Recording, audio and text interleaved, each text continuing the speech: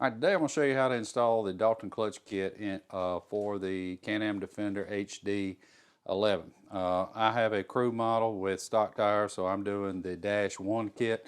Dash 2 kit adds a helix only uh, for 33-inch and larger tires. Since I don't have that, I'm not doing the helix today. On this part of the video, we have a weird transition. It's going to happen after we get through with this primary, because I've already done a helix and spring, etc. for an HD10. I'm too lazy to do the video again. It's just the exact same thing. So we're just going to transition from me doing the primary part right into an older piece of an older secondary video. Okay, so make sure you watch how to get your clutch cover off, how to get your primary off, how to get your secondary off videos. We got all those on YouTube and links to them on the main Hunterworks site for sure. All right, so the first part that you're going to do is you're going to take these 6 screws out of the cover, governor cup, different people call it different things, and that is going to be a T40, and mine's already been off because I already have the kit in mine. Also did this to speed things up.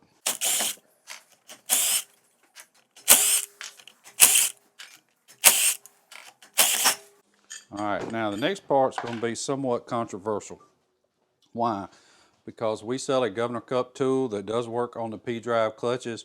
It's just that the P-drive clutches, this piece right here, is just not on this taper that hard, and we can use what actually Can-Am service manual tells you to do in an HD10, separate in 2 halves, and that's what we're going to do. But if you want to buy a $200 governor cup tool to separate them and you don't want to do what I'm fixing to show you, let your conscience be your guide. That is the recommended method. If it goes to crap, don't call me, because that is the way to do it, just not the way I'm going to do it, okay? So you take your, hopefully your Hunterworks puller, and you want to screw it in there about 1 inch.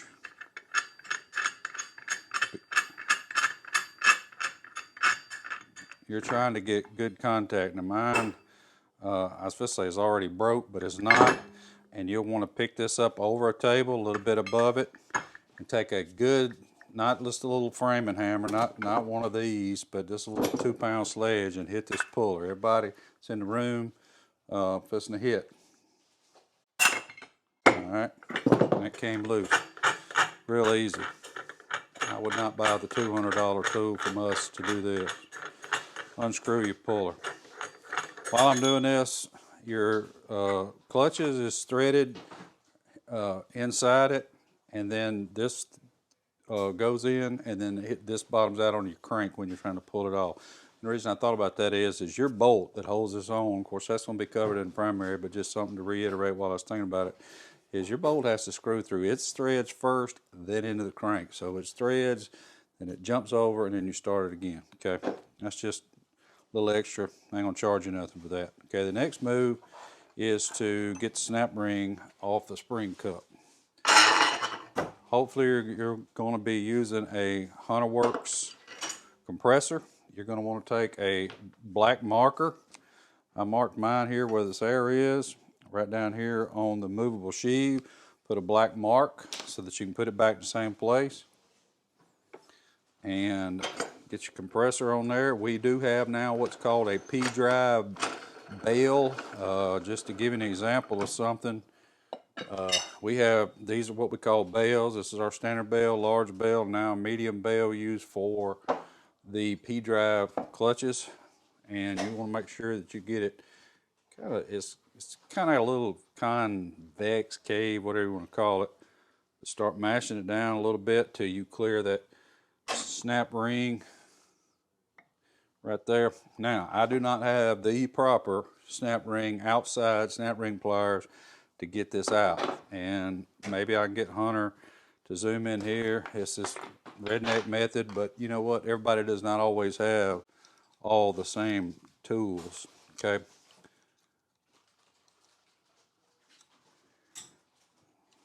It can be a booger to get over. Maybe y'all got some better method to get it. You can drop it in the comments. I really don't know the best way. There it goes. Okay. Now, and then just push it off with your fingers.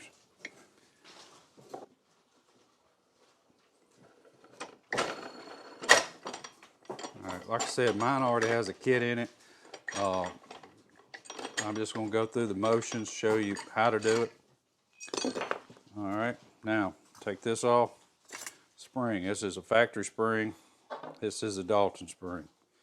All right, the next thing you're going to do is you're going to slide this piece off, and that's going to expose your flyweights. Here's factory flyweights. These are the Dalton. All right, first thing you're going to do is get a T25. If I can find it, here it is. T25, and there is a screw. Get Hunter to zoom in right here. There's a screw that keeps the pin in place, and I'm going to take them out. I'm only going to take the one out, but you're going to take all three of them out. And then in the Dalton kit is a 5mm screw. And don't be like Todd. I actually bit my little screw because I wasn't paying attention when I was doing what I'm fixing to do. So take your Allen, screw it in there a little ways, give it a good bite. All right, then take a hammer and move this stuff out of the way and tap it out. All right, there it went. Now unscrew your little drive bolt out. Like I said, I bent mine. I'm gonna have to, I was using, believe it or not, this. All right, take your little dry screw out. All right, pull your pin out. Now this would, you got to pretend this is the factory weight. Put your Dalton weight in. Now, setup wise, mine's already been set up. One thing I should have told you is instructions. You really need to read these cover to cover. It's not just the setup, which is just where I'm at on my sheet right now, the setup instructions. A lot of great information. Don't sit down and read this when you're fixing to do the kit. Kit comes in today, sit in your recliner and read it. I did the exact same thing, and I've been doing this 23 years. So for my setup, 29 and 30-inch tires, it said to install black 4-gram button head screw along with 2 silver washers under it in the inbound hole, meaning closest to the pivot point of each flyweight, and also the silver button head screw in here in the other hole, okay?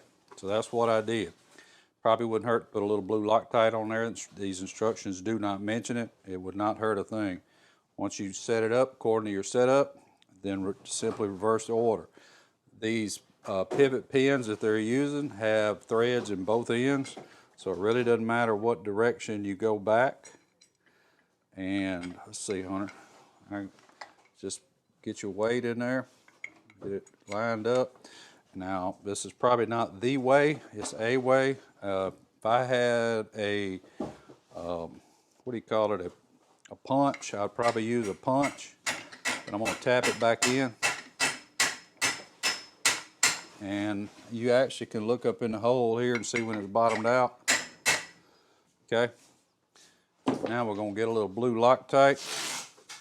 Actually, I'm going to go ahead and blue Loctite all of mine because this one's a final install.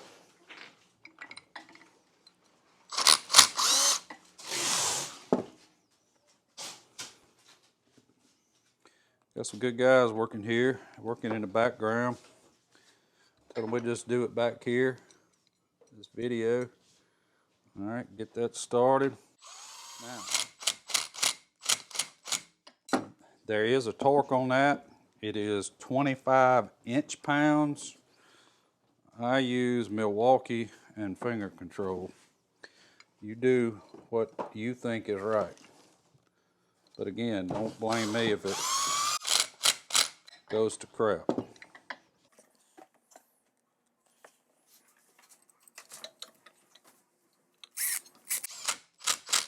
right, now that's all in. We get to reverse back. First, you find your mark.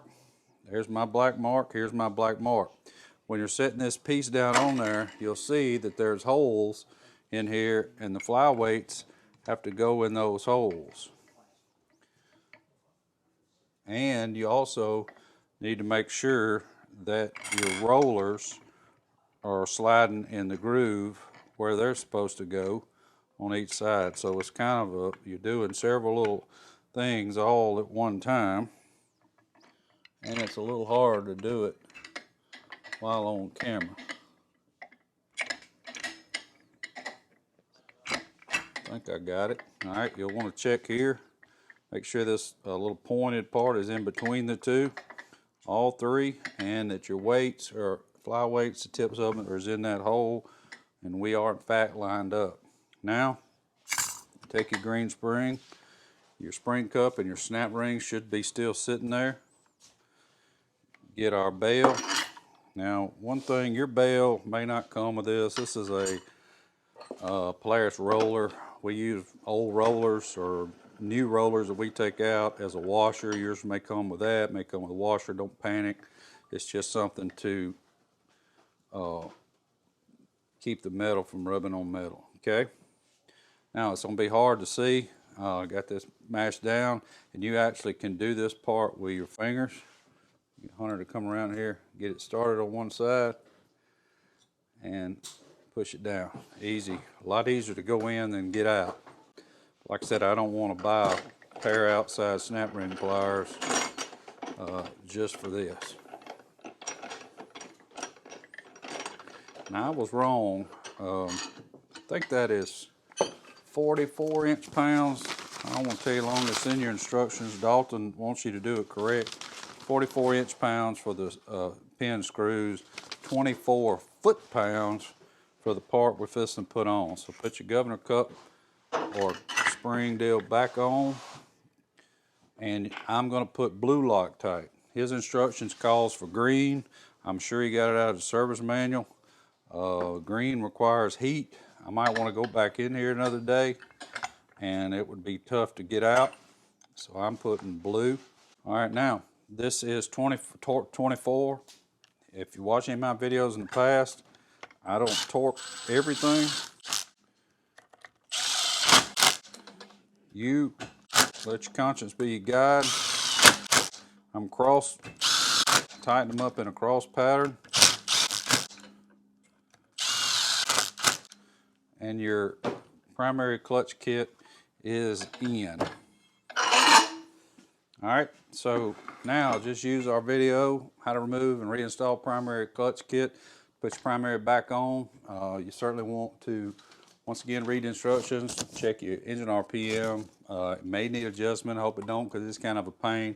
Dalton's very good at their setups, so make sure you get that part right. And here comes a weird transition over to the secondary. Show you how to do the helix if you got to do that for your 33 inch and larger. And I'll say here, and you'll see it again at the very end, any questions, tech questions, Todd at hunterworks.com. So here we go to the secondary. So we're going to put this on our spring compressor, and you're going to mark it. Mark each side. I marked mine on this side here, but now your clutches have arrows on them. They're over here. Actually, I got so many marks on this from taking it apart and putting it back together. We got an arrow here and one on this side, okay? And here's my helix mark, but of course you don't have that helix, and I won't confuse you. But nonetheless, you do not mark your helix taking it apart, and we'll worry about putting it back together. So just mark these two halves. Now, you can either use a washer or the bail. I still like to use a washer. All right, if I ain't mistaken, that's going to be a T50. It is.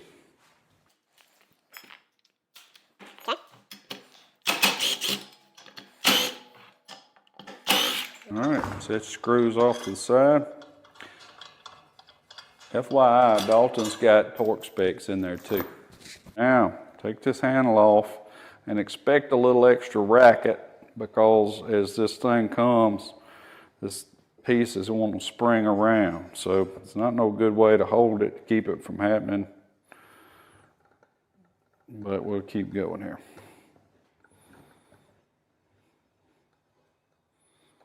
There it went. Okay. So then you just take your handle on off.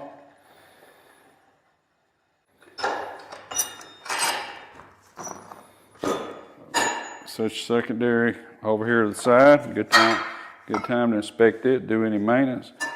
Take your spring out of your factory helix, set your helix to the side.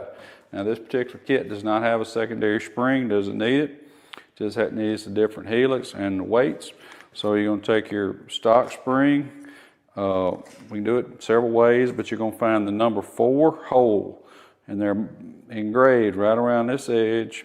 We're going to find this number 4 hole, which is right here, and we're going to put our tang in the hole. Tang in the hole, not to be confused with the drinking tang.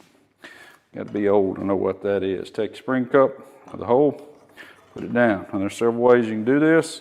It's the way I like to do this. I take the back half, because we got a hole in it. When I go this camera, we got a hole for the tang. Go down and line our tang back up. Okay, good deal. Now we're going to put the other half of the secondary on.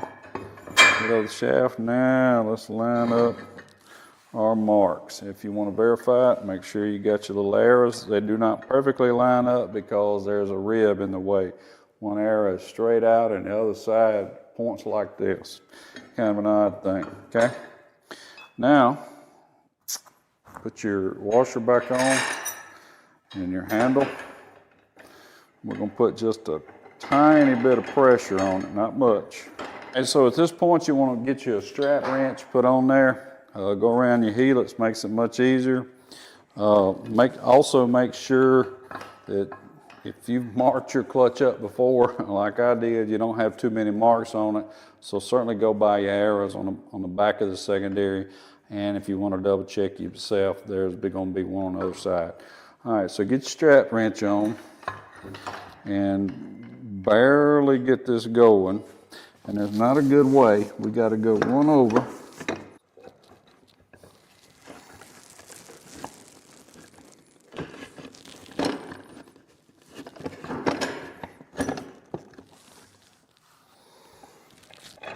Whew, I know this don't look pretty. I have not found a good way to do this one yet. All right, so you had to turn it a turn to get the roller into the next helix deal where the spring has got that tension, and you start coming down with it. Take your strap wrench off and come on down with it. Once again, making sure that you got your markings right. Come down, get it close enough for those bolts, blue Loctite. Not putting it on mine because it's coming back apart for another video. Put blue Loctite on it and torque them to 45 pounds, or use this. But we're not ready for that yet. We're just getting them started good. Always best to start with your fingers. Now, take it down. You're going to be compressing the spring. You'll come to a positive stop, okay? And you're going to feel it spreading, moving, carrying on, but that's all good. Now, 45. I think that's 44.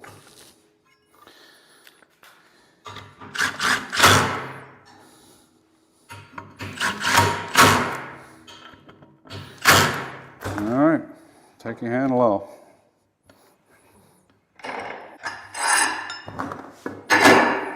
Should be good to go. I'm back where I started before we did this video. My arrow and my black mark, and I'm in number 4. We're torqued down, ready to go back on the vehicle. Like I said, you can use our videos, how to remove primary, secondary on the Defender, to show you what to torque them to, hopefully using our holding tool. And make sure you don't forget about our belts, best on the planet. Works really good on this vehicle. All right, if you got any questions, Hunterworks.com. Don't bother calling, it's too hard to get through. Appreciate you. If you need me, let me know.